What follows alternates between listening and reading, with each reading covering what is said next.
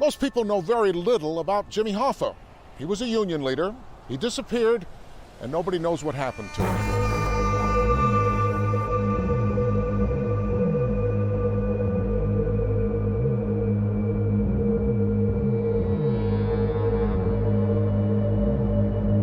This is a story about power. There was nothing Jimmy Hoffa wouldn't do to have it. And when he lost it, nothing he wouldn't do to get it back.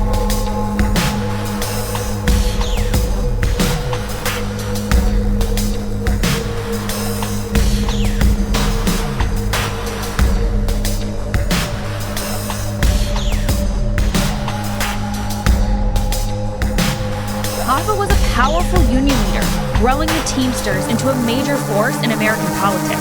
But during his leadership, the union grew entangled with the American mafia. The mafia made sure that Jimmy Hoffa was beholden to them.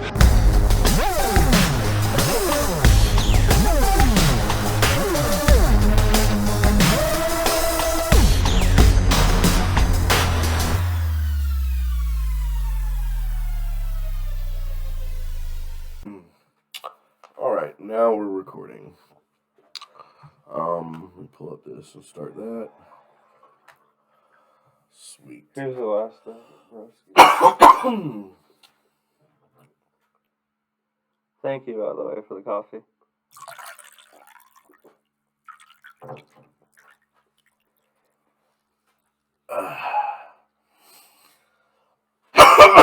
Alright. Did you find that email yet, Mike? No, I just remembered I might want to look into the junk folder. Wow. That's where I know. That's where he sends me. Straight Right? to the trash. I mean, even I know that you can select mail that goes to junk. Automatically send everything from this trash to where it belongs. I really hate this guy. Everything, if you haven't sent an email to it, it sends everything else to junk. Here come the excuses, man. It's not. Here come the excuses, man. I don't know if it's coming up under Jessica's or mine or what. I don't know what signed in. Don't listen to him, man. No. But I've got 770 junk. Wow, this guy really hates a lot of people, man.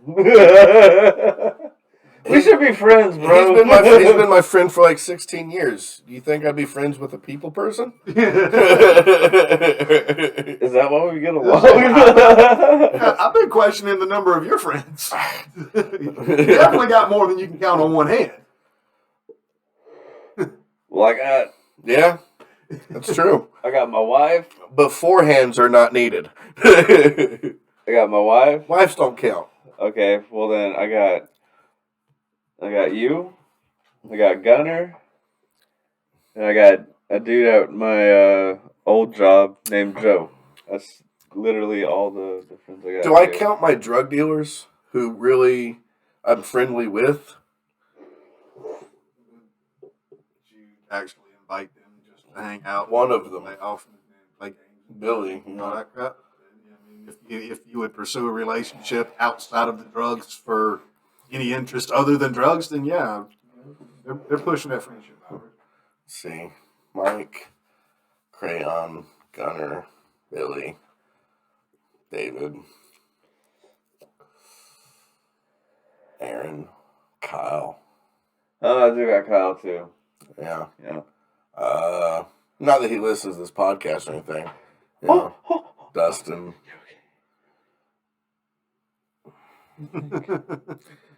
You know, I only got a few more. I feel so bad, dude. But see, I have to get to know. That's why I more left people some than I'm unnamed so comfortable nobody feels left out.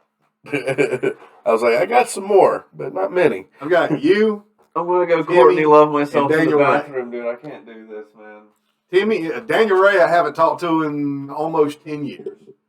Timmy, I haven't talked to in 3 or 4. I think I've talked to Timmy since you last have. So, I mean, that's my friends. Well, guys, welcome to Stoner's Point Podcast. Here with us today is a special guest, our research assistant, Crayon. Hey. Yep. He's molesting the mic right now. Not Mike, the co-host, or some whatever. Well, I'm not a theme anything. Oh boy. Yep. And Is today. it molesting though if one wants it? Because I can tell in his eyes.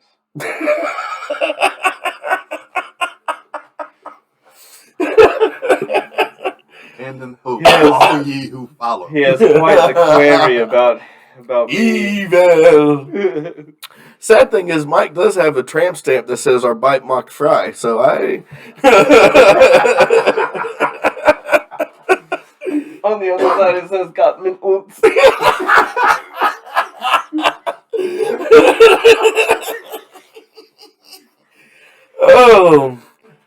Welcome to welcome to Stoner's Point, where genocide is funny.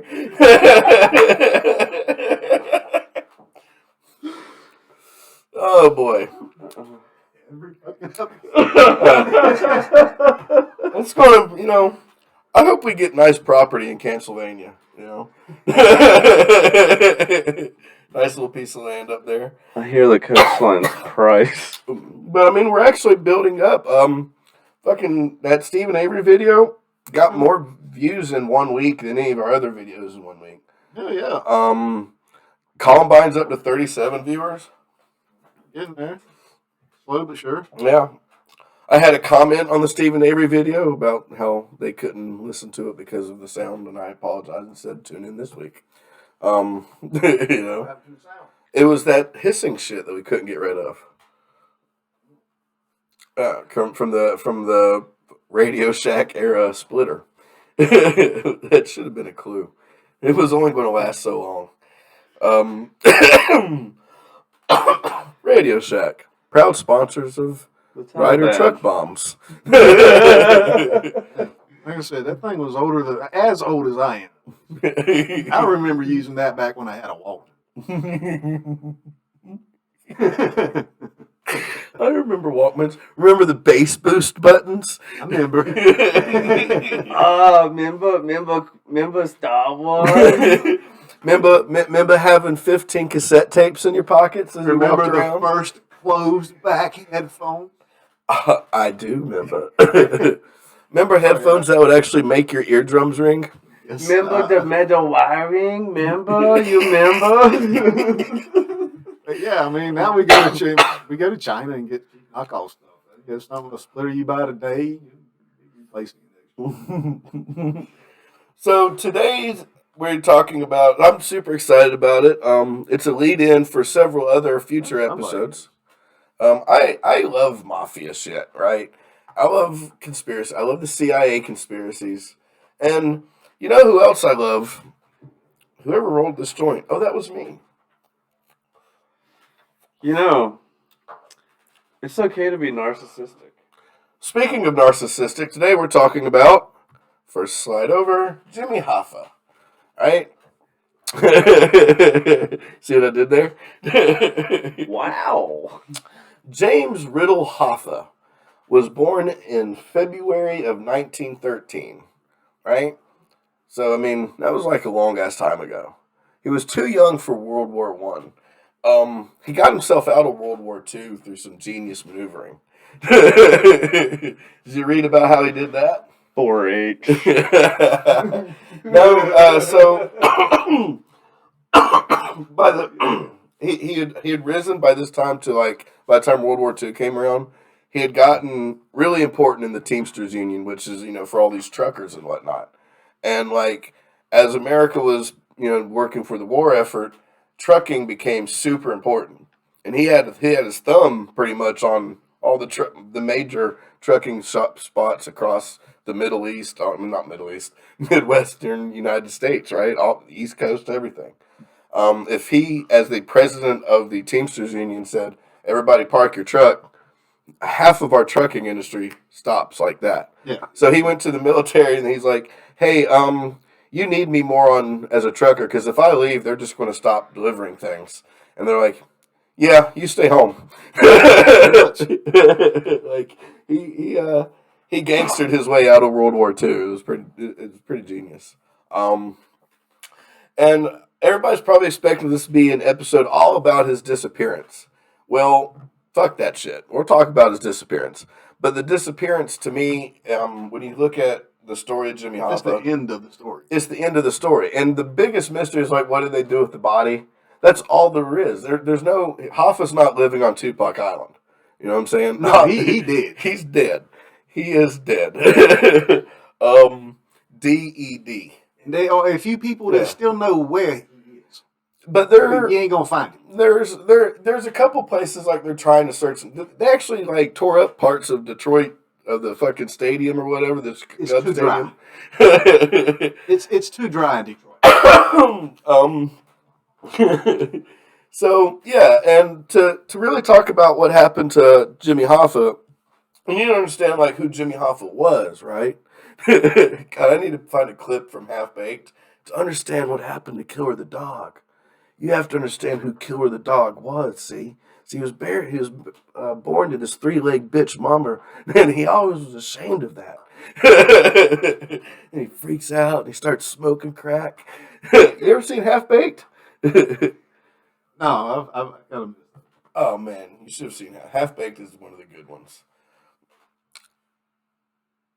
I don't even know what era that was. Why is everybody When was looking Half at, Baked? why are y'all looking at me like I missed some kind of You did. cultural? You kind of did. It's basically the origin story for Dave Chappelle. I mean, but it's fucking hilarious, dude. It's a great stoner movie. It's awesome. Hell, I didn't get into Dave Chappelle until here lately. You got it. That was 98. 98 is when 98, thing. Look at our research assistant. Yeah, dude. Fuck Yeah. yeah. What the fuck was I doing? Also, I want to just say that I misspoke whenever I said 4-H. I didn't actually. I don't even that remember what he you said was- 4-H about. Well, you just said he got himself out of World War II, and I just said 4-H Oh. because that's how a lot of individuals back then, males were, more Flat-footed or nearsighted or right, Yeah. disqualifiers, and they were labeled 4-H, and he actually wasn't ever labeled that. Oh no! In '98, I was trying and failing miserable at starting a family.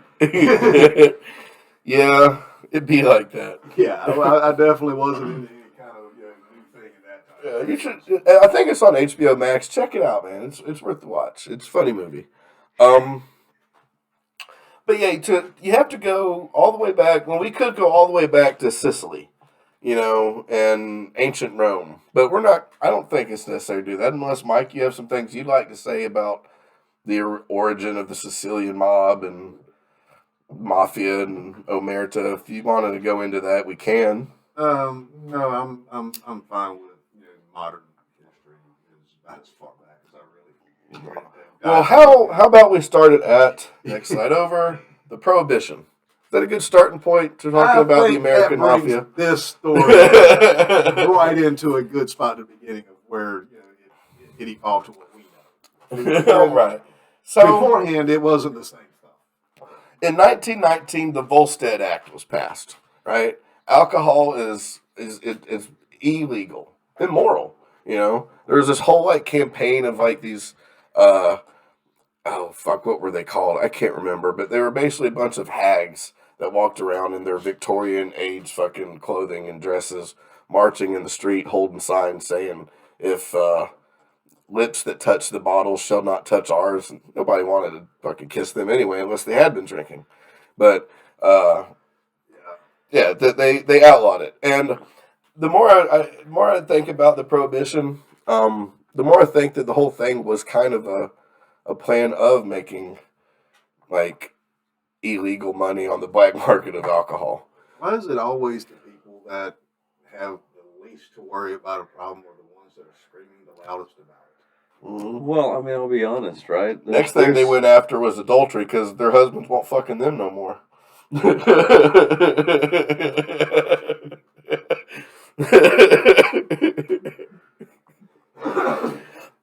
Look, if any one of these ladies are still alive, fine. I'll say it to her face, but I doubt they are. They probably got beaten to death by their alcohol fucking. Well, we know one. Jesus. It's Well, if they were that 1919. kind of Puritans, they probably got the steak.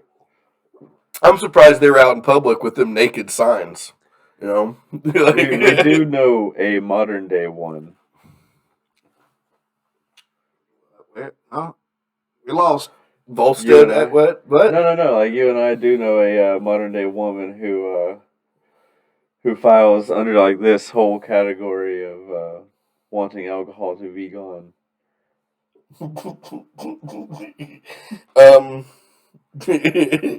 Yeah. If we're thinking about the same person, Yeah. yeah. But Well, you lost me at modern.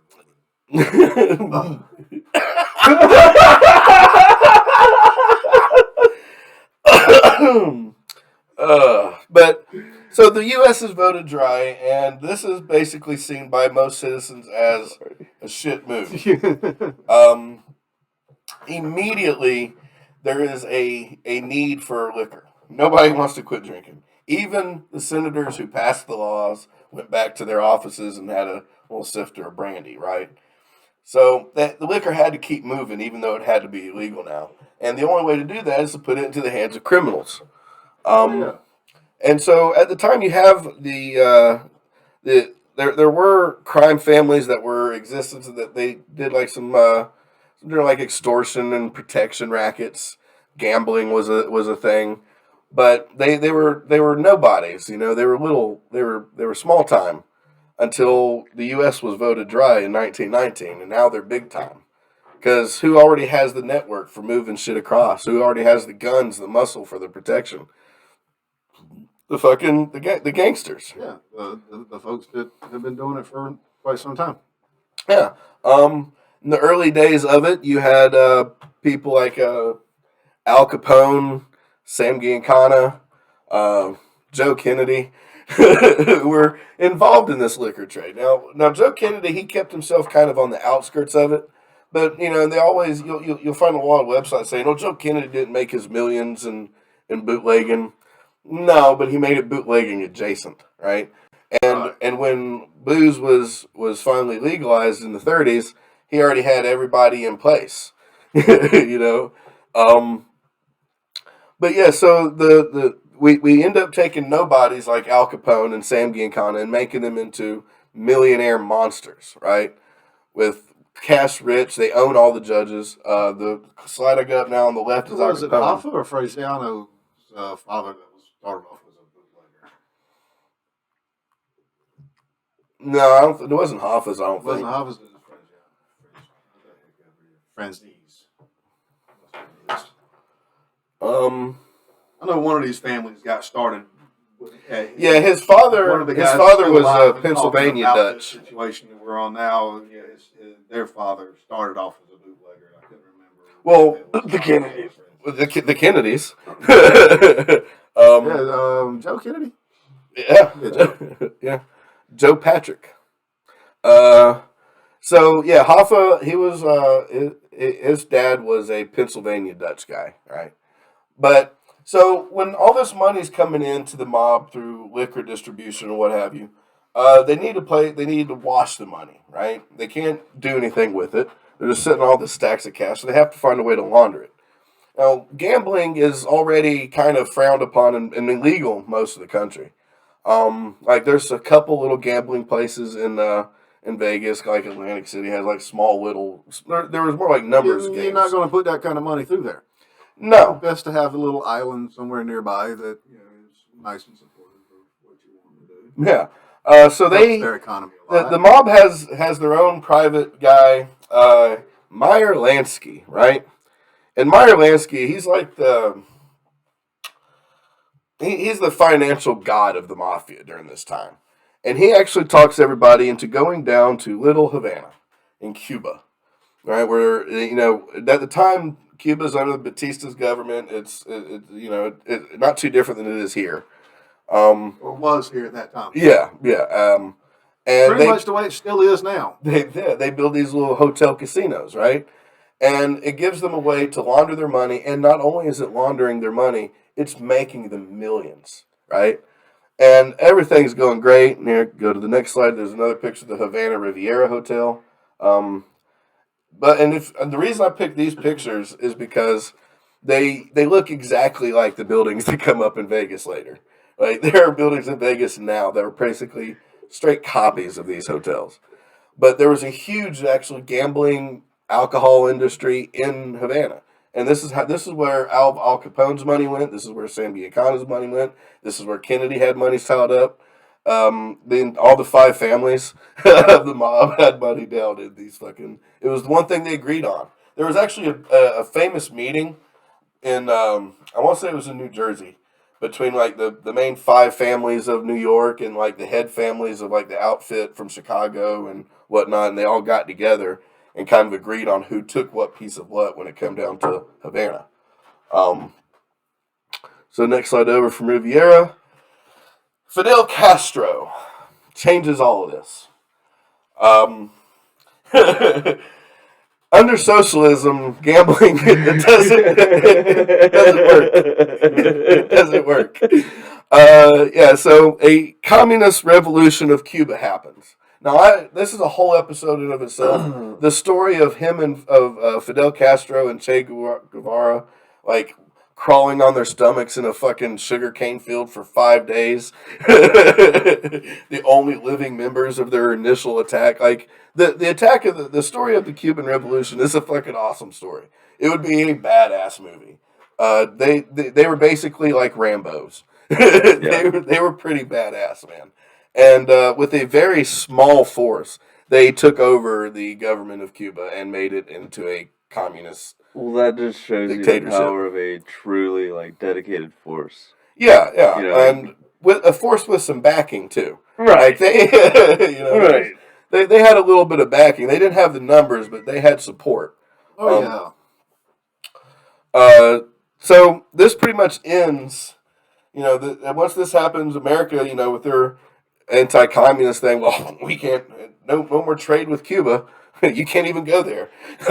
Nobody goes to Cuba. Nobody spends money in Cuba, and these casinos are fucking abandoned.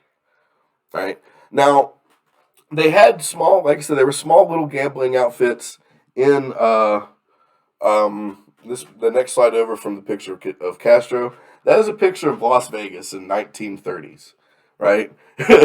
Yeah, like you see it over here, Cran. There we go. Oh, wow. That's Vegas in the 1930s. That looks like my hometown. Yeah. Today. There's a couple of bars, and they have some number rackets and sports gambling things here. But this forces them, because they've lost everything that was in Cuba. They don't get that back, right? So they need a way to make this place into...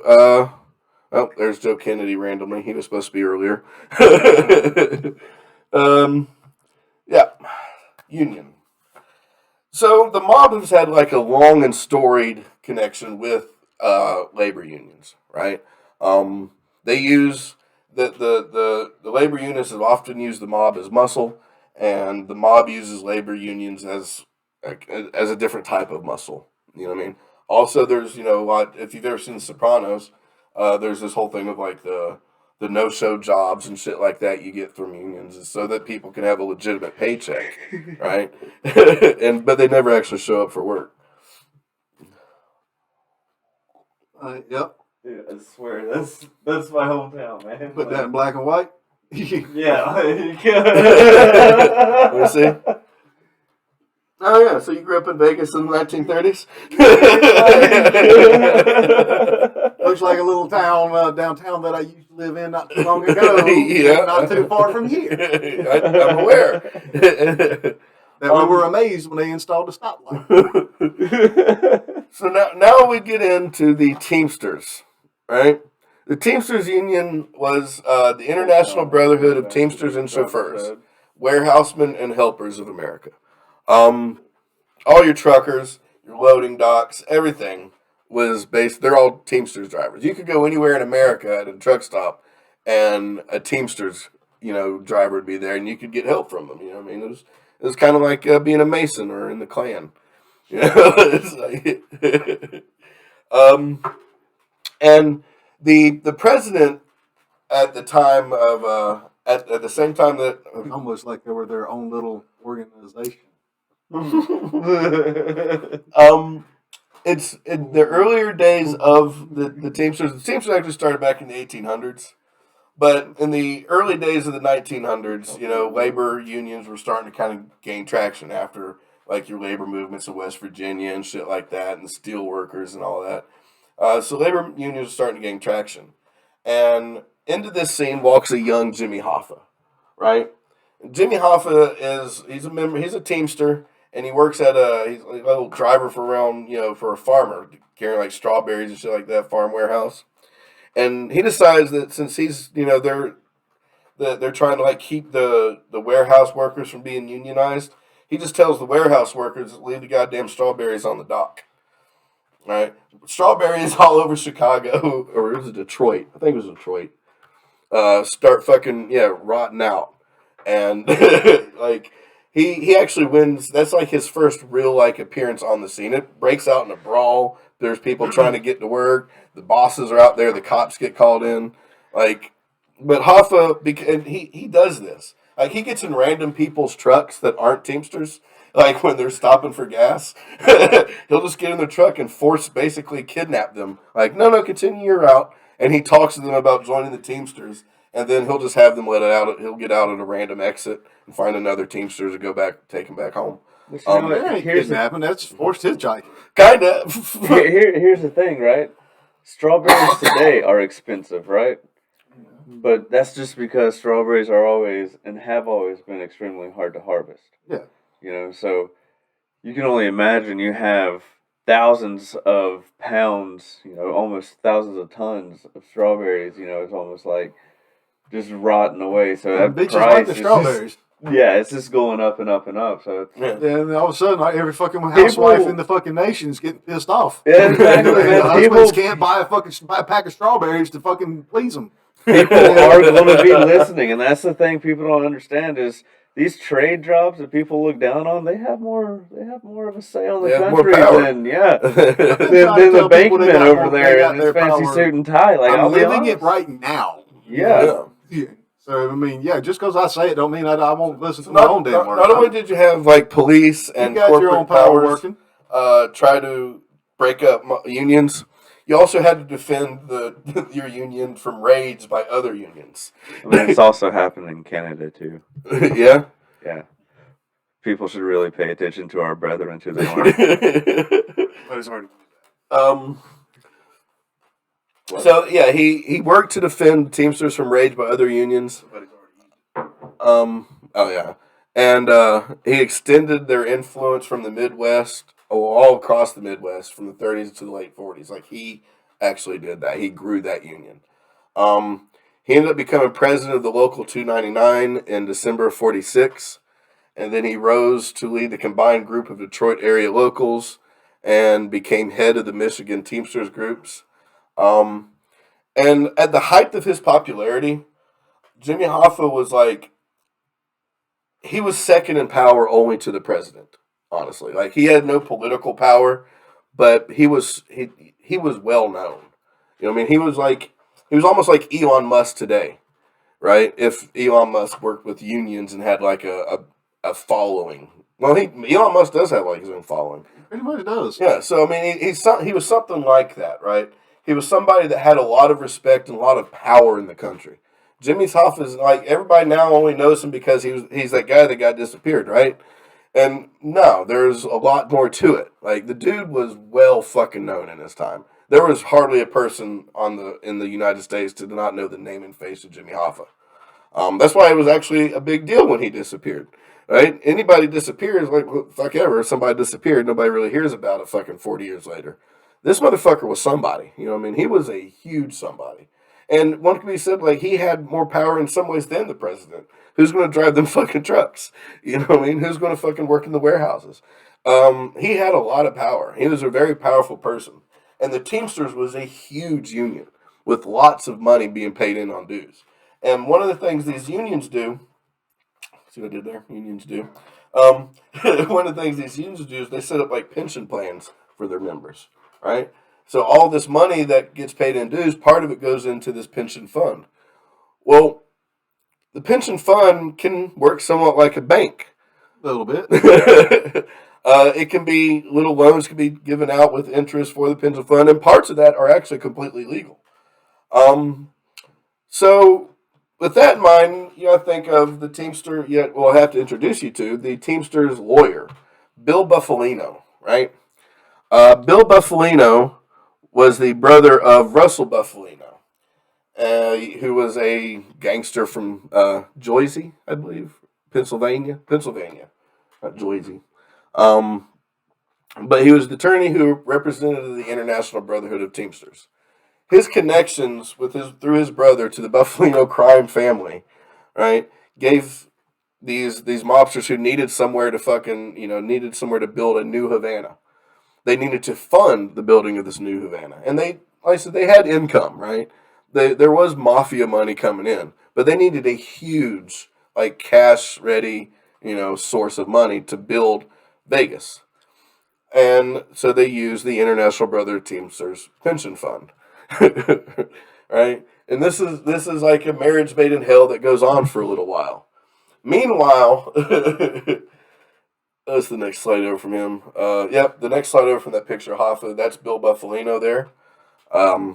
They actually, in the movie The Irishman, they got Ray Romano to play him, and they did pretty good. Like, it kind of looks like a chubby Ray Romano. Or, well, normal Ray Romano now. And that is Russell Buffalino. The next picture over. Russell Buffalino, he was the crime boss of the northeastern Pennsylvania Italian-American Mafia, known as the Buffalino crime family. Let's see, there was something else I want. No, that was it about Buffalino for now. Buffalino, he had connections with people all over, all kinds of like random ass criminals, right? Including one Frank Sheeran, who was also a Teamster. Frank Sheeran is the guy from the story So I Hear You Paint Houses, and Robert De Niro played him in The Irishman. He gets assigned to kind of be like a personal bodyguard for Hoffa. Hoffa at this time, he's still, rising up through the ranks of shit, and he's making some enemies because, there's things he's doing, like, dumping a bunch of fucking cabbies off into the Chicago River because because of these union wars. And they want to keep Hoffa safe because Hoffa's the one that's kind of making sure that the mob's money is flowing where it needs to flow.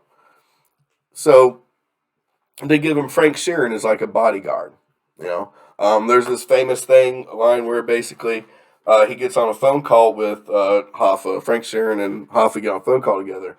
And Hoffa says, well, so I hear you paint houses. Painting houses is a reference to killing, right? Yeah. To assassinations.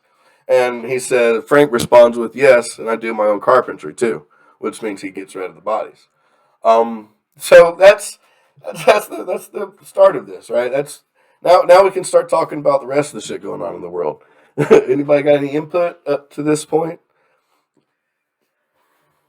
Next slide over is a picture of Vegas. In Vegas in the 1960s. Well, in 30 years, they turned it into that. Well, you got Trafficante. How many Maroons? The southern side that is linked with that Bonanno crime family up there. That you just talking. The Buffalino. One of those guys. God. Like I said, I can't keep those damn names straight. There's too damn many of them that are playing into this kind of stuff. Yeah, he was the head down there in Florida. He organized that organizations down from between Florida and Cuba that kind of messed up into that. And who had can't remember which one of them got the dang on lawyer first. Frank Regano, what was that? Yeah, he did it, and he got Regano to actually tie in with Hoffa as being his lawyer as well for things to deal with that whole lawn thing. Did that come up into your bit, or is it all up there? No, I missed over that. I guess I missed that part. But yeah, go. What do you got going on with it? Well, I couldn't find a whole lot that I actually could actually trust out to be any kind of truth. So, I was fine with just secondhand stories of what may have happened, because when you're looking for stuff in the mob, nobody ever really wants to talk about stuff. Yeah, so It's almost like you become like Hoffa if you do. I found a lot of the main players. Like I said, there's that one guy that is a ghost. But yeah, I think that guy had a connect. What you're talking about is had a connection from like Meyer Lansky and Sam Giancana's days. So these family, it's hard to put which ones are in what spot and who did what first, and because like I said, these names and who those places, they all tie in with Cuba, Florida, New York, and Vegas, but who was where? It's like a bad movie. Well, yeah, almost like a Scorsese film. Yeah, something like that. It's totally disorganized because everything I found was completely disorganized. Yeah, and that's almost purposeful. You know what I mean? It felt that way. What you have to do is you can't look at like the individual stories. You have to look at the timeline of people who are like confirmed to be involved. Right? That's how I got with Meyer Lansky and Sam Giancana. They together are their own thing. They're each their own thing, but they have you look at their associations and shit like that, and you find out that they're rubbing elbows with both of them. Rubbed elbows with Joe Kennedy, Santo Trafficante, the outfit. Yeah, Santo Trafficante. He's the one I was referring to that referred Hoffa to Regano to be his lawyer. Also, another family, Carlos Marcelo from New Orleans. I didn't see anything about New Orleans. They're players in part of the end of the story. And I couldn't find ties into the bit that you're going with now, other than Hoffa's going to be needing a lawyer soon. And yeah, because he can't use the Teamsters lawyer for his criminal shit. Yeah, which ties in with Trafficante and Marcialo. I think I said that wrong, but actually these names, man. I'm a dumbass American. I can't wrap my mouth around these. I've watched enough mafia movies that it kind of helps, but that's about it, And I eat a lot of Italian food, but I'm not great at it. I couldn't watch The Godfather. Oh, really? Nope. Oh, dude, I've watched The Godfather several times. I couldn't do it. Which is why when this come up, I was like, oh my God. Well, I mean, the thing I like about mafia stories, like almost every mob boss, their story follows the hero's journey. You know what I'm saying? Like you get the same story with like Darth Vader and Luke Skywalker and Jesus. You got Trafficante in connection with some of the other stuff up in New York and he's having to. There's connections there, but I couldn't find those connections. Yeah, you just have to look at who they're associated with because the stories are so fucking spread out. You know what I mean? And they're everywhere. These guys, mafia guys, like traveled around like admin or something, dude. They're just always moving. Also, I'd like to interject that there's an argument to be said that Vader was still a hero in the end, kind of like an anti-hero. Look, I've always said that what Vader did was bring balance to the Force. Exactly. Yes, he did. Exactly. He was kind of the good guy in the story, but he's the bad guy all along because the Empire was the good guys. Yeah, that's what. Yeah, and that's my thing. Is like he did bring balance to the Force. Established civilization, and you got a group of rebels that are trying to overthrow it. Look at this guy. I'm not a nerd. I'm not a Star Wars nerd. I'm just a fan. Anybody can see the allegories. Come on. Oh God, this guy. Accept it, bro. So America. Now we got to back up to the world scene again, right? Now that we've carried Hoffa up to this point. There's the U.S. government, which at this time, Eisenhower? No, Johnson. Johnson was president, right? No, it wasn't Johnson. That's silly. I'm fucking retarded. Ike. It was Ike. Nixon was Ike's vice president, right? Oh, man.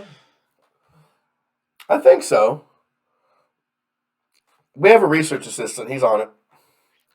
You're going to make me Google. Nope, we got a research assistant. You'll find that. 'Cause, you know, like I said, we're not Americans. Yeah, I knew it yesterday.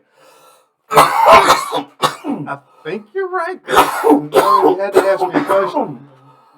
Had to get something up. But I think it's what? What do you got over there? I'm slow. Jesus, are you tight? Are you texting with your toenails? What the fuck is happening? I ate lead chips. He's over there just when I was teabagging a his screen to baby. find the fuck, try to hit the right letters.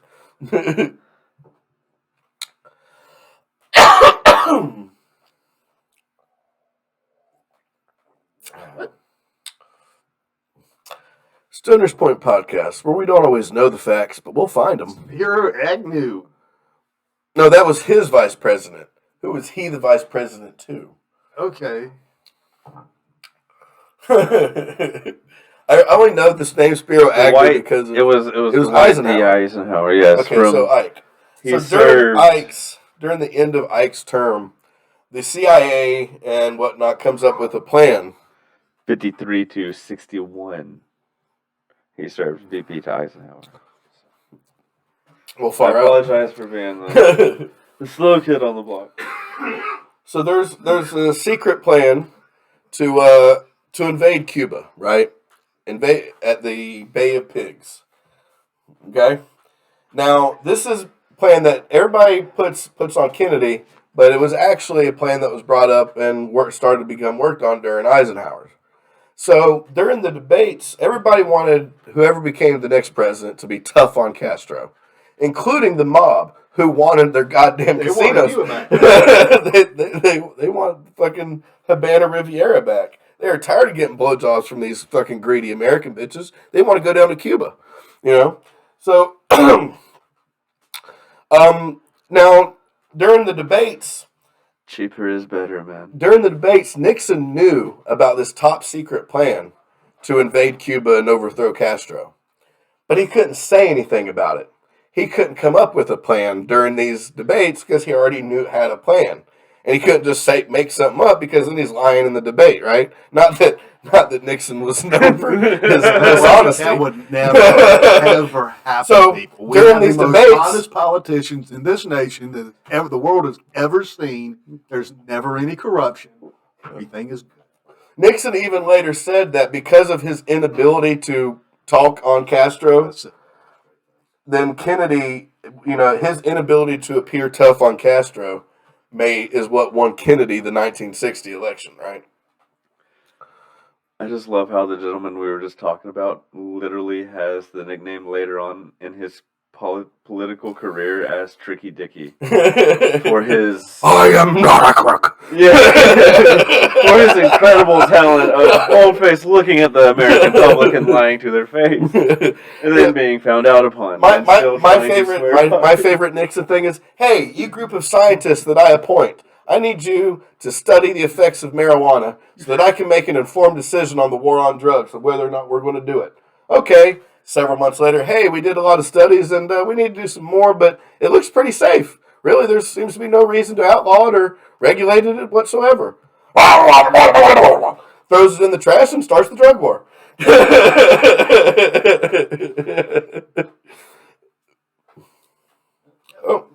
Look into Moved over. All right, well, the next one over. So Kennedy, next slide over is Castro and Kennedy. It was put together like that by the PowerPoint program. It worked great, actually. So Kennedy looks tough on Castro. So Joe Kennedy, remember Joe Kennedy, the daddy of this Kennedy, and his connection with the mafia? He makes a deal, right, with the mob, like the outfit in Chicago, Texas as well. I think there's like a mob group down there. Says, if you get my boy in, I'll make sure he leaves you alone, right? And he's going to go after Castro, and we're all going to get our casinos back. So the mafia does what goes around, and they find all these census reports in Chicago, Texas, whatnot, that haven't been updated from people who they find people who died who hasn't been updated yet in the census for the local voting thing, right? So they're going around, they're finding all these graves of people who died yesterday, day before, and they write their names down, and then they vote for them, right? They do so much of this that like 87% of the votes from Chicago, from the mafia district of Chicago, straight Kennedy. they ballot stuff the shit out of the fucking election, and they put Kennedy in. Kennedy's our boy. Kennedy's going to give us Savannah back. Kennedy's going to go soft on organized crime. So, next slide over is one of my favorite pictures of Kennedy. Not my favorite picture of Kennedy. My favorite picture of Kennedy, he swears he's going to go to war with Cuba. That's the next one. Takes the glove off. We do not intend to be lectured on intervention by those whose character was stamped for all time on the bloody streets of Budapest.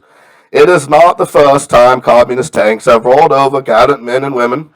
Cuba must not be abandoned to the communists, and we do not intend to abandon it. I am determined upon our system's survival and success, regardless of the cost and regardless of the peril. It's Kennedy. And like a shitty... I got a lot of cool toys that the government's secretly making, and I want to use them. I'm going to need you to do the rest of the podcast in that voice. Huh? I'm going to need you to do the rest of the podcast.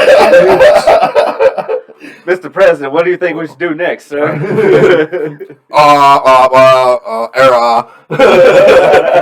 My Kennedy impression has been helped by watching a lot of Mayor Quimby from The Simpsons. All right, so next cube over, you have Cuba, right? Now, the Bay of Pigs, as you see there, is a little butt crack of Cuba, right?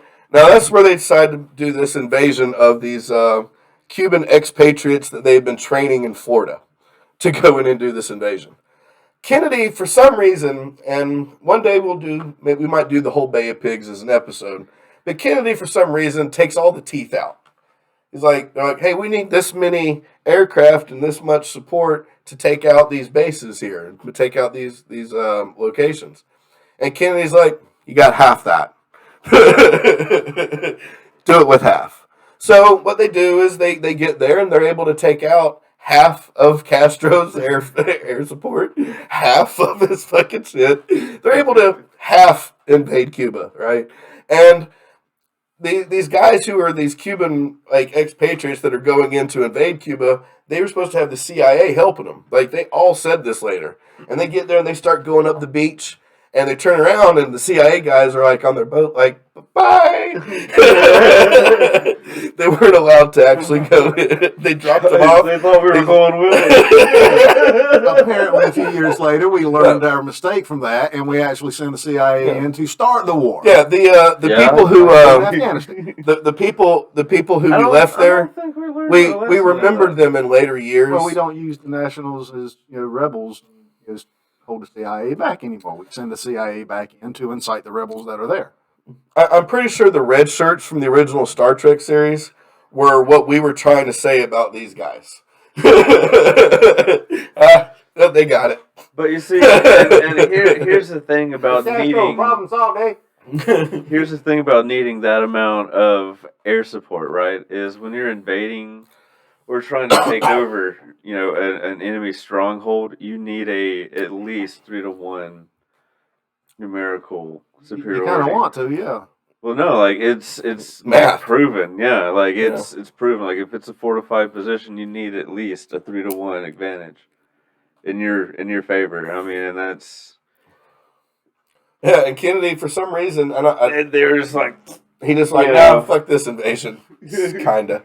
What better way to solve somebody else's problem? I know part of the problem was that it had been it was kind of secret at the time, but they had basically been told, no, you do not have permission to do this. So the CIA was we can still do it. These were dissidents. It was Cuban a nationals. flinch. Yeah, ex-Cuban nationalists. Yeah. What it was Right. So what better way to eliminate somebody else's problem than to, hey, we're going to kind of fake this and just, these are all the guys that you want dead. You go ahead and... Well, but then the only person we're helping then is Castro. Yeah. Why would we help Castro? No, what it was like a feint, it was he flinched. As a president, in that moment, he flinched, which would later on lead to a harsher Next decision. picture over. Either that or that could have been the very beginning of our little Cold War, and because he might have got a phone call from overseas to tell him you better not, and he That's didn't what want I to mean. lose face from us. That's what I mean. So he just flinched. yeah, That was the moment where he flinched, It and was then never later meant on. to actually succeed. From the time he went in, it was fake. Did you see the next picture here, Crayon? That's actually my favorite picture of Kennedy. Well, my favorite picture of Kennedy takes place like a few seconds after They that. in the 60s. We wanted cute. Had cute. What was it? The zipper. The Zapruder film. Yeah, the Zapruder film. Yeah. So this pisses Fidel right the fuck off, right? As it should. And this also pisses a good part of the American people off, right? As it should. So Kennedy has egg all over his face. He needs to distract. Change it. We got to deflect. Nobody look. Change the narrative. Well, see, he had appointed his little brother, Bobby Kennedy, next picture over, as the Attorney General of the United States. He literally just gave the dude a job. Right? And so he decides to do the one thing that he should. Jingly keys. He does the one thing that, he broke one promise already about being tough on Castro, because for the rest of his presidency, you see nothing but him backpedaling on communism, Castro, all of it. He gets soft on it from this point. He flinched. So he had made his dad made this other promise to him for the mob. He would leave them alone. So Bobby Kennedy starts the organized crime hearings and starts hauling in all these crooked politicians, all these mobsters, and have these congressional hearings. And they're great. I listened to a lot of them. They are fucking great. This dude doesn't take no shit. Bobby Kennedy didn't take shit from nobody. Like, this motherfucker didn't back down from nothing. Their dad over here like, what the hell are they doing, bro? You had one job. One job. The next slide over from the picture of Kennedy and his brother is a picture of Hoffa and Kennedy outside the hearing, and they are still arguing. They have some of the fucking ugliest banter back and forth on these recorded hearings. Dude, I love it though. Man. It's great. It's great. I don't know who I like more in these hearings, because they're just nipping at each other the whole fucking time. Kennedy kind of makes an implication that Hoffa is involved in communism. Hoffa goes the fuck off. You do not fucking say that. I'm not a fucking communist. None of my friends are communists. If they were, I don't fucking know about it. I'm an American. Like, he goes, and Kennedy, this is the only time he's like, well, he kind of lets that one slide. I didn't mean that. But this starts a war between Hoffa and Kennedy. And Kennedy basically makes it his fucking thing that he is going to lock Hoffa up, because Kennedy is investigating Hoffa because of the Teamsters pension fund, right? He knows that the mob is using this money, and he knows it's coming from the Teamsters, and he knows that Hoffa knows about it. He eventually does get him. By the way, the next picture over, that's what Hoffa said to Kennedy. That picture actually comes from the congressional hearings. It is my favorite picture of Hoffa. I really want to get a Stoner's Point t-shirt and put that on it. That is the best picture of Hoffa. I would never stop wearing it. For people who aren't watching the video, it is a picture of Hoffa doing the discreet rubbing his eye, giving the finger. Not so discreet. No. The eyes also say, fuck you, buddy. Yeah. That is a man that is ready to go to war. So the next slide over, Hoffa gets found guilty in this union pension fraud case, like wire fraud and all kinds of shit. He gets sentenced to, I think, 20 years. Hold on, let me pull that up. Yeah. Yeah, he also gets hit for jury tampering because he tried to bribe one of the jurors.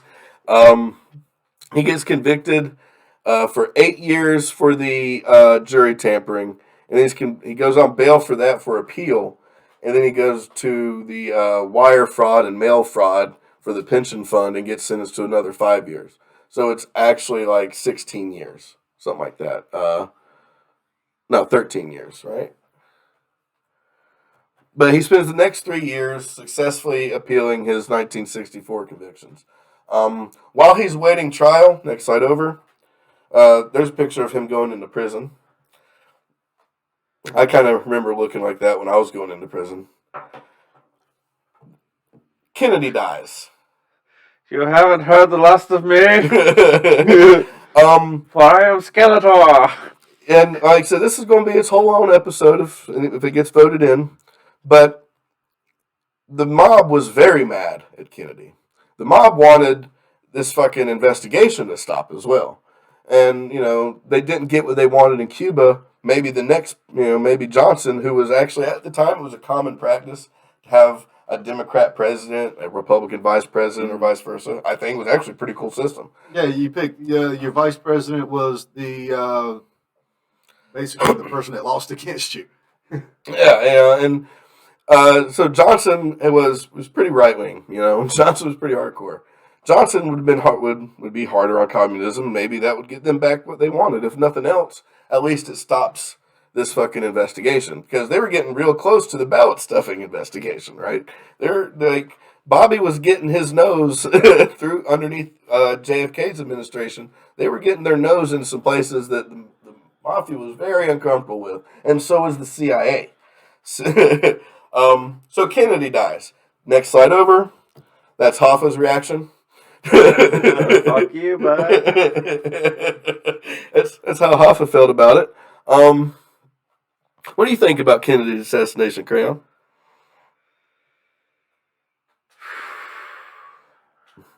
Tell you what, if it was Lee Harvey Oswald, it was a hell of a shot, bro. Hey, man, nice shot.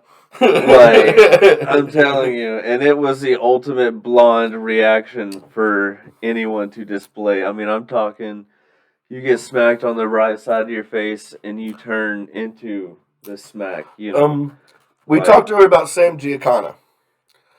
Hit in the back of the dome. Let me mention some of his known associates and see if any of these names ring a bell. Frank Sinatra. Judith Exner. John F. Kennedy. Now, Judith Exner was a fuck toy of JFK's and Sam Giancana's. Joseph Kennedy. Johnny Rosselli. Santo Trafficante Jr. The CIA. Jack Ruby. Tony Spilotro. Phyllis McGuire. Those names stand out. Should we go into how Monroe this... was And one of JFK's fuck toys too, and Frank Sinatra's. Yeah. and somebody in the mob. Yeah. Pissed off about it. Should we go into how this guy was What- just like... what the hell? Oh, I was just going to say, like, should we go into how this guy was just like a straight up sex addict? JFK? Yeah, dude, like, and if he didn't shared have all of his sex- fuck toys on the side. He shared with mobsters. Yeah, dude. Every one of them, And not if he just didn't Marilyn have Monroe and sex, Judith. like, he would actually have headaches, dude. Yeah, Like, homeboy had to get that nut out, bro. It was just too much for him to carry around. Like, he survived being, friggin' cut in half on his PT boat getting cut in half by, Jack, and it ain't like he had an Japanese unhot wife, boat. right? Jackie O, Right? she reminds me. She's pretty in the way that, like, you ever seen Ozarks? Yeah. Ruth. Sometimes she's hot, sometimes she's not. That's how Jackie O is. When she's hot, she's fucking hot, and For then me- sometimes not so much. There's this. Guilty pleasure. She had is this the one- 60s hot- She was like- super hot in this one outfit. It was like this pink thing that had like little spots of red. Let them see what they've done. Yeah. So the fact Cue that the drone that strike. he's connected through fuck toys and through the guy who killed his assassin, it that points to me as way more evidence than should be there of a connection to his assassination and the mafia. At least Sam Giancana, I could find more. We'll get to that if we ever have to do the Kennedy episode, which I'm excited to do, but goddamn, that's going to be a lot of work. That might be a two-parter. I'll probably Even like a 3, dude. probably won't eat for like a week. Next slide over. And before he gets out of prison, Bobby's also killed.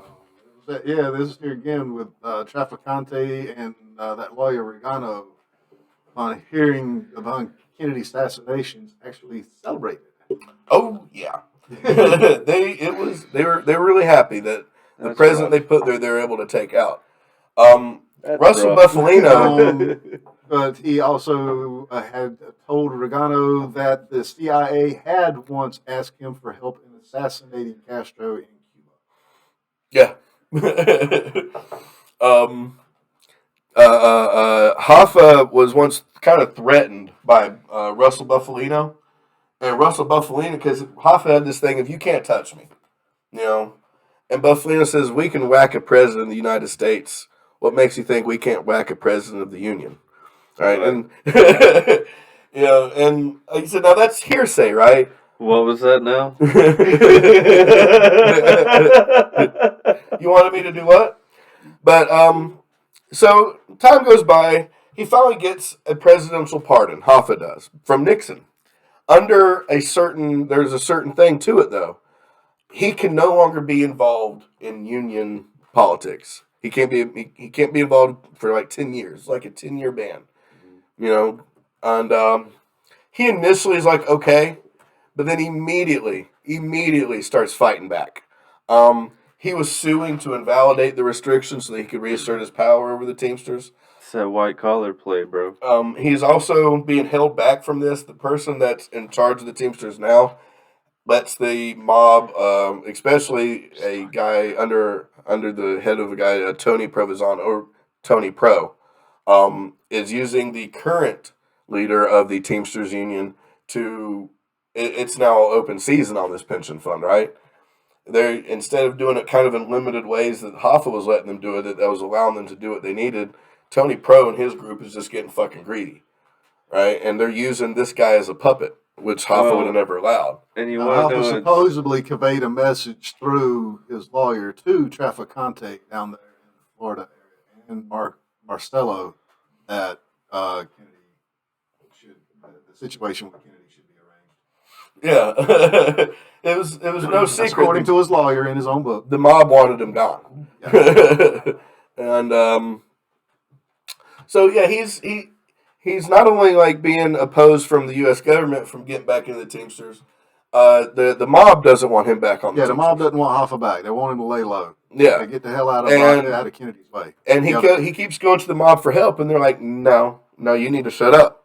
You need to take what you got. You know, take your money and go home. But he didn't. He fucking refused. He did not.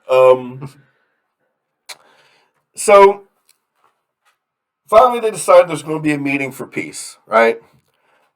Let's see. Oh, there's Hoffa's reaction to Bobby Kennedy's death.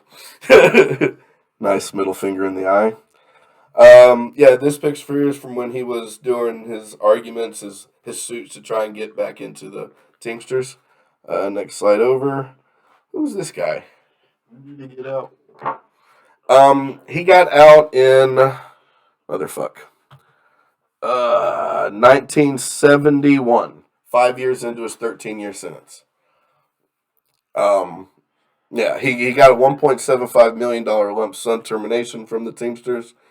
Yeah, so, and it was actually that type of pencil settlement had never and has never since occurred with the Teamsters. They also then endorsed Nixon in his presidential re-election bid. You know, that's isn't it funny how money just talks into politics all the time. Every time you're never 2 clicks away from either the mob or politics or black cocks.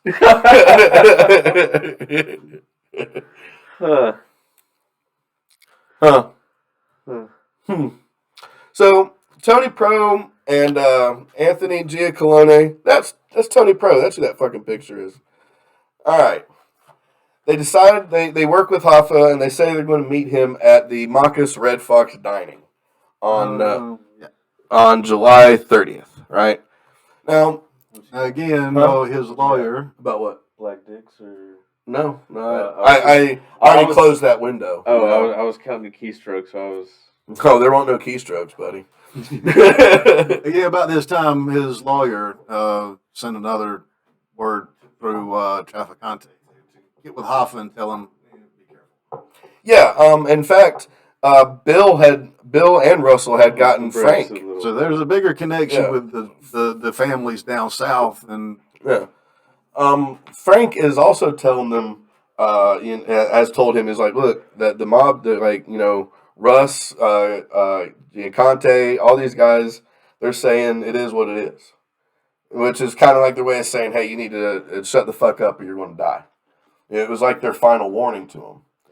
And he shuts up a little bit, but then he's still trying to get that back. They know he's not really going to stay quiet, and he has at this point in time several times been threatened to expose the mob, and also their connection with the CIA and the Cuba involvement and all that shit. So it becomes pretty much everybody but Jimmy's best interest to get rid of Jimmy.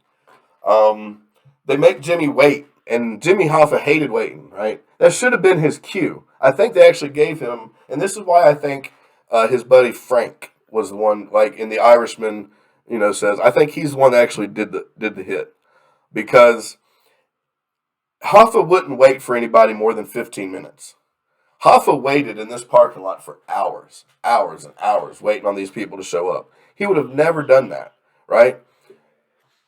And his friend Frank, who is his bodyguard from the mafia, knows that.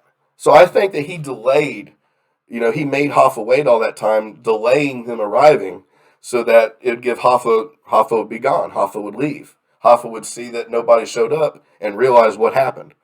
But they finally show up. Hoffa's still there. And really, that's all we know is Hoffa vanished from the fucking, from the Red Fox. Everything I found was, they say that he pulled up there, and that's just the last place that he known. But there's a few of the stories from the other folks that say that Hoffa never went there. Well, yeah, His car was taking them. Yeah, there's anecdotal, like things of people saying, yeah, I seen him over there using the phone. His wife got a phone call from the Red Fox Inn from him, basically saying, yeah, I'll be home in a few hours. Yeah, he may have never been there, but there's enough for me to say that he was. I think he was there. And that's where the facts fall off.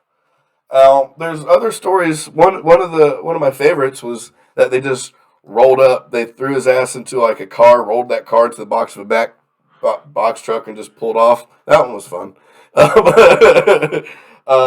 He never left the car. There's stories that he got put into a barrel. The Iceman, Richard Kuklinski, claimed to have killed him, but it doesn't really add up. The time frame of the way he did his killings, Iceman did. There was no. They had the car, right? They have his car, and the Iceman describes stabbing him in the back of the head with a knife, from the back seat of the car. There is no blood in the car, right? And this would leave more blood than the mafia can clean up. Yeah. Right. A stab into the brain like that. Well, you're going to bleed. You're going to bleed, but I mean,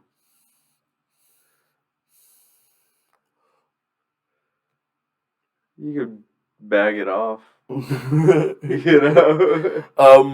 you do it that way. Frank Sheeran claimed that they went to this house where this meeting was going to take place, and that they walked in the door, and immediately Hoffa realizes that the place had been kind of staged for his killing, and he tries to get away, and tries to get past Frank. Frank shoots him twice in the side of the head and leaves, and Tony Pro's boy actually gets rid of the body.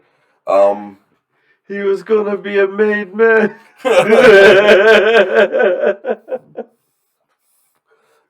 Yeah, so there's all kinds of stories on who killed him, how he killed him, if he got killed. Well, see, again, like I'm saying, there's this family on the southern side. I'm not sure if Trafficante family and Hoffa were really close friends in some way or another, but the lawyer was making a big thing, especially over here in 1992, saying that he had actually relayed that request from Hoffa to Trafficante and Marcello, asking the two mafia bosses to kill Kennedy. He said it on multiple occasions. He said he met Hoffa at the Teamsters headquarters and then delivered the message to Trafficante and Marcello a few days later in the Royal Orleans Hotel.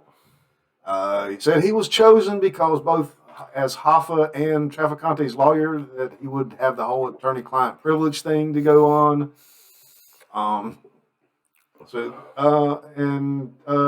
of those, I can't remember which one it was, I can't find that particular excerpt where the guy he states that I think it was Trafficante on his deathbed was recounting some of the things that his life and stories and whatever that people do when they're on their deathbed, and one of his remarks was that we should have got Bobby instead of Johnny. Well, Bobby got. Later, after things went south, and I think these guys might have some kind of a tie into the whole thing. I mean, you got a lawyer that was there. Well, he's not getting any clout for responsibility, so the guys that are saying, "Yeah, I did it," and all this stuff, they're probably just trying to look for clout. This guy gets nothing. Right after Kennedy dies, John Kennedy dies. Bobby stops his investigation. Right, just stops everything. Because yeah, and that's why I think he didn't get killed right away, because they're like, well, he got the message. Then he starts running for president. That's not gonna. No. And have you ever listened to any of his speeches and whatnot from Bobby from his run for president? I like Bobby. I like Bobby. Jimmy Hoffa goes missing. Who the fuck knows what happened, right? There's been so many different stories, so many deathbed confessions. I believe most of Frank Sheeran's account. I feel like that one's the most legitimate. And it's also kind of backed up by Bill Buffalino's account. He claimed that Hoffa was killed by the CIA and the Mafia because of his knowledge of an alleged government plot to use Mafia members to assassinate Cuban President Fidel Castro. I believe that. I believe that 100%. I don't know if the CIA might have helped, but I think the Mafia did it right by themselves. They didn't need help. So, what did Ted Kennedy do to survive then? He went the other way. He saw. Did you see all this? Like, and I didn't know until I started researching this that Joe Kennedy Jr. is a thing, and he's running for offices. Yeah. Oh yeah. Let's see what happens to him.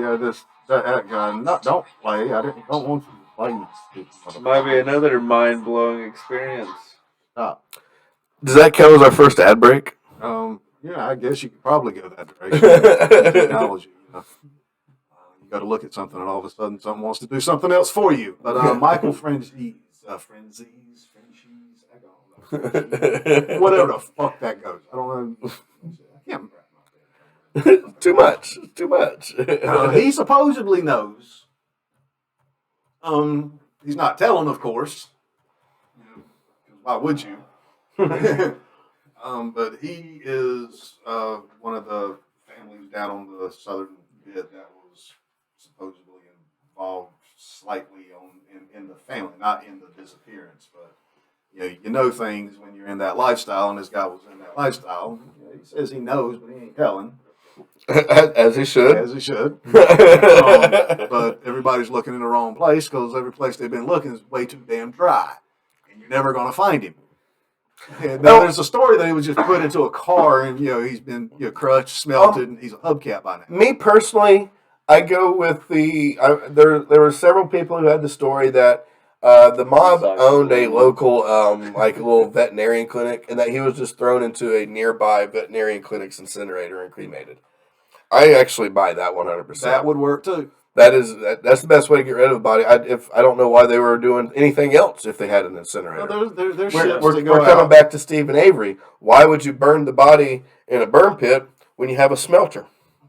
The little bit of impurity in the iron, man.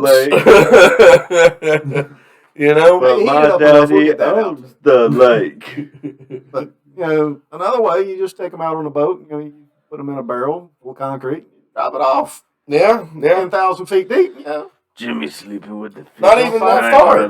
Not even that far. Well, you put it far enough where nobody's going to, scuba dive on it and anything like What that. if somebody scuba dived to one of those cabs at the bottom of the Chicago River and put his body in the trunk of a cab that he put there? I mean, who knows, right?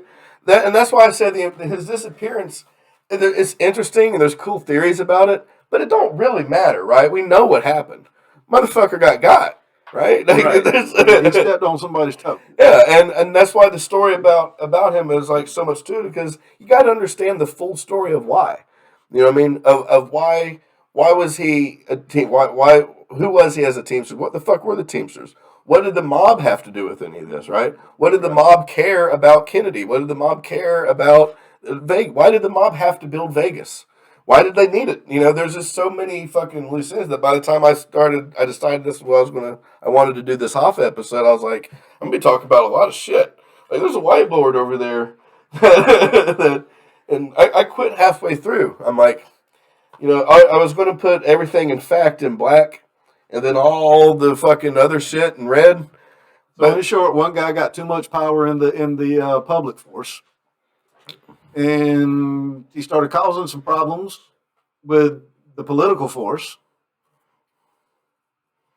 And the mob force was involved in both.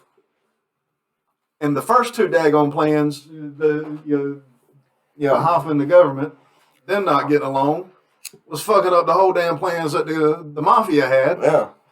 So the mafia had to solve the fucking problems. It's almost like Hoffa became exposed because of Bobby Kennedy's fucking investigation, and Hoffa had to leave because fucking Kennedy didn't know what he was supposed to do in the first place, and he needed a fucking distraction. What better way to get rid of your problem than to try to lock him up? Which is why I had to go into talking about fucking Fidel and McMahon Pigs. Because to do anything less would be a disservice to the story, to the fine men and women of the American mafia who made this happen, As if there's women in the mafia. No. So Jimmy Hoffa goes missing, to which he says, yeah.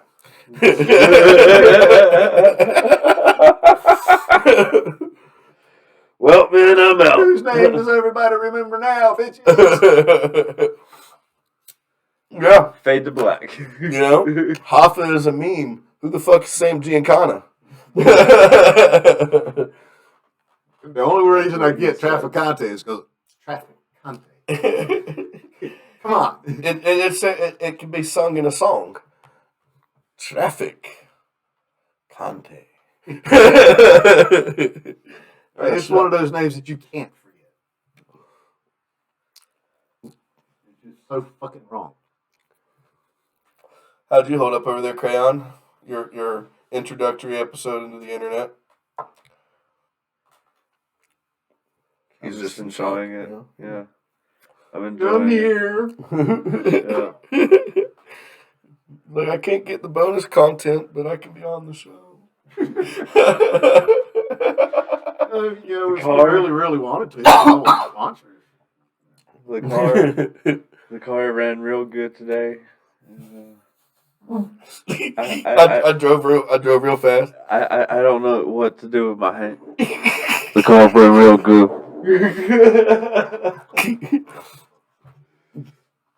Oh, well, guys, that's been Jimmy Hoffa. I hope everybody liked the sound quality on this one better. I'm gonna be mad as fuck if it sounds like shit. But that's fine. I'm used to that. One thing I'm good at in life is being a disappointment to myself. Hopefully it was that little tiny piece of shit. Yeah. From yesteryear. I mean, that's just like me. And I got it from Fred. He gave it to me for my first birthday. Good God.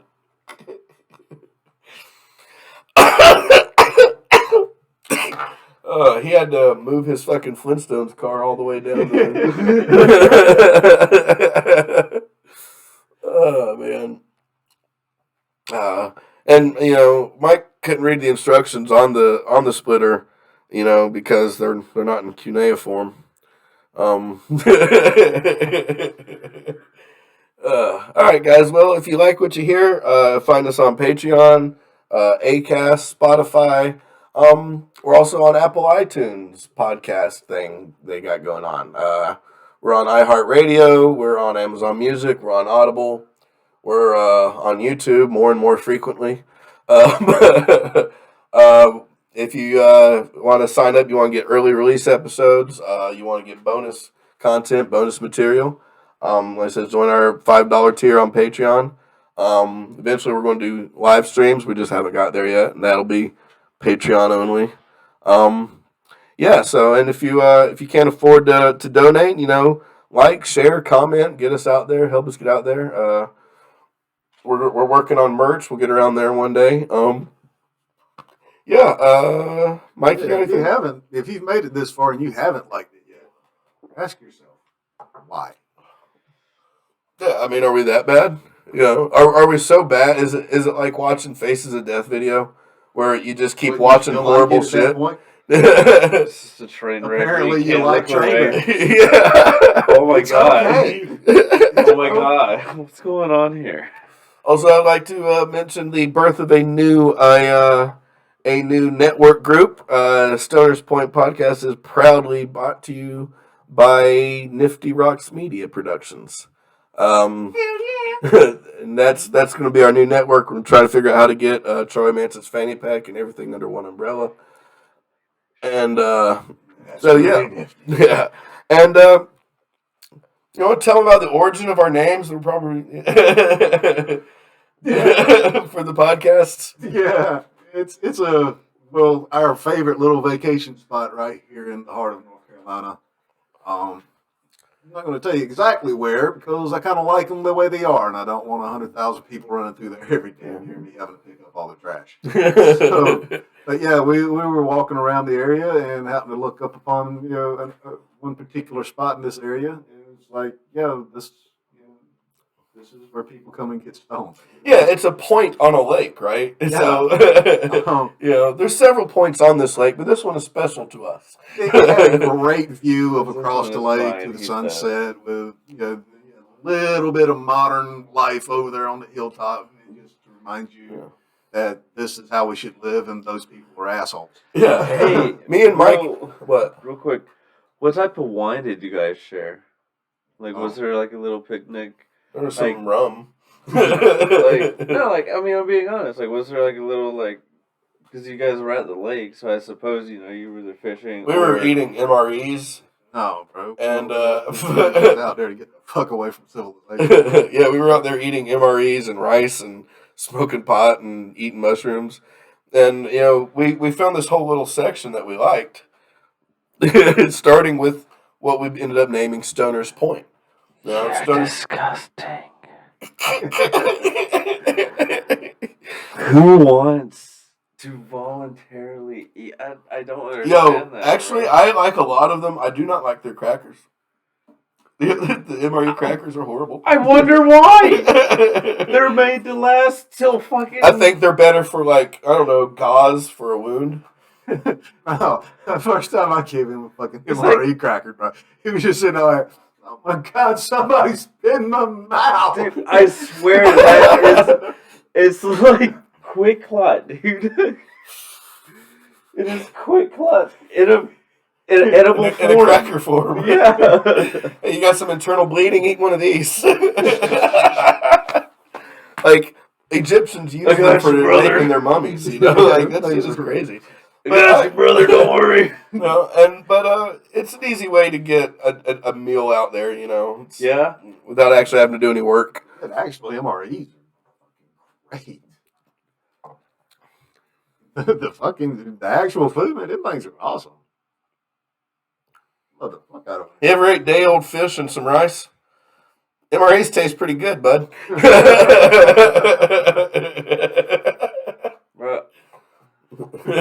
Freshwater fish at that, lake fish. Bread made from the lake water. MREs are pretty good, man. I've had to survive on it, so I've just lost my taste for it, and so that's why I hate it. I can understand that. You hate it because you had to open them up every day. I got you. Yeah, you had to. We chose to, and they're not bad. They serve our purpose. No, I mean, and it's just there's so much salt in it, and then if you want to survive, during any type of movement, you're cracking open the salt packet and you're just dumping all that salt into your main course. And you're eating salt on salt, and it's just... You don't drive to where we go. Yeah, that's another thing. You don't drive to where you go there. We're sweating you're a lot. backpacking. We're wanting that salt by the time we get out Dude, there. it's an hour walk from the last place you can put a car. That's why we love it, right? That's what I'm saying. I mean, like... Yeah, we got a camel pack full of water for that. And we will make daily hour-long trips to the, local water thing if need be. Sometimes we just fucking catch rainwater. That's like what? 3 miles? 3.5 miles? A good little bit. About 3-4 The miles. fucked up thing is, there's rough terrain. fucked up thing is you can walk 10 minutes from Stoner's Point, which is our first campsite there, the closest one. You can walk 10 minutes and see where the car is. But you gotta walk all the way around the fucking lake from there, So you can see people out there in the parking lot. It's not maintained forest. It's rough forest. Yeah, it's not even terrain. It's not flat. But if you go past Stoner's Point and a few other places that we just gave names to, because we're not going to remember coordinates, but we remember the names. There's actually a spot there called Nifty Rocks, but we couldn't find it our first day there. We ended up camping at the bottom of the hill that Nifty Rocks turned out to be on, where all these other rocks are, like right on the water, like a big, huge boulders, and it's nice to get on the water on the rocks right there. And we named that Nifty Rocks. Like, well, these are pretty fucking nifty. That was Nifty Rocks that first night. Then we went up the hill the next morning and found Nifty Rocks. Which would be more aptly Awesome Rocks. They're fucking awesome. Yeah, they are. Next time we go camp, I kind of want to go camping at Awesome Rocks, but we got to find that way in. Because carrying up that hill, hell no. Jesus. we got to find a road nearby or something. That's miserable. But the spot itself is cool. I mean, you got these like towering slabs of granite just going straight up, and you're like, you can get in the middle of them. It's like a little auditorium almost. Like it's a Coliseum type shit. It's creepy firelight on it. It's going to be awesome. Yeah. But yeah, that's where we get our names from. Our camping spot. Stoner's Point is the first one, and Nifty Rocks Media is at a much higher elevation than Stoner's Point. So anything that happens, call that like Portal Rock or Portal Point or something like that, because that definitely sounds like a portal to like some underworld. I really did enjoy myself the following year. On our little Nifty Rocks. Yeah, I'm just saying, it might fungus was involved. I was one. Right. I was. So it might be just saying. Well, there's some fun places whenever a fun guy gets involved. That's right. That's why the mushroom gets invited to all the parties. It's a fun guy. Oh, well, that's been our dad joke for the week.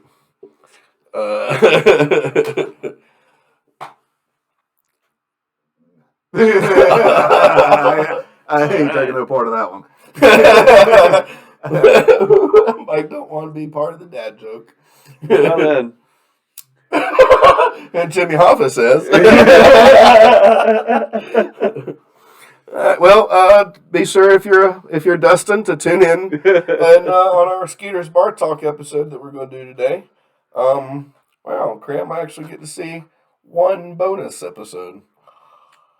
Oh, Dustin, I love you. Tell your friends.